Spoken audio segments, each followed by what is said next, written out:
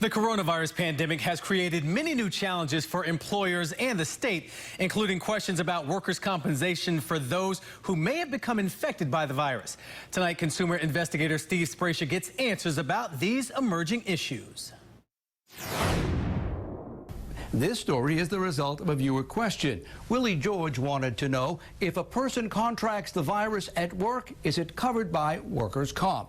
Well, turns out it's a rather complicated issue. So what any claimant would have to prove is, number one, like the viewer asked, the causation between their employment and development of the disease. And then they also have to prove that their employment placed them at an increased risk of developing that disease. For example, healthcare workers whose jobs are in hospitals, nursing homes, doctors' offices, or other medical facilities whose work places them at greater risk.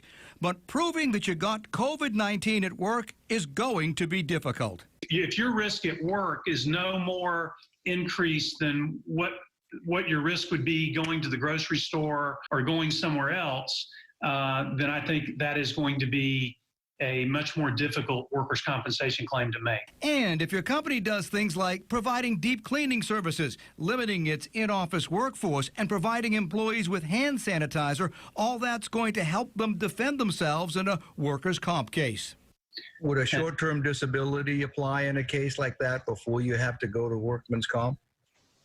Well, that depends on what the short-term disability policy says, and often the benefits under workers' comp are higher than short-term disability. And it's possible lawmakers will enact some sort of COVID-19 immunity for companies. There's going to be some legislation at some point, and I don't know if it's going to make it easier or harder for someone who believes they developed COVID-19 on the job as a result of exposure there. Ultimately, lawyers say any workers' comp issues involving COVID-19 will have to be resolved on a case-by-case basis, and that will include a detailed fact analysis. Working for you, I'm consumer investigator Steve Spraccia.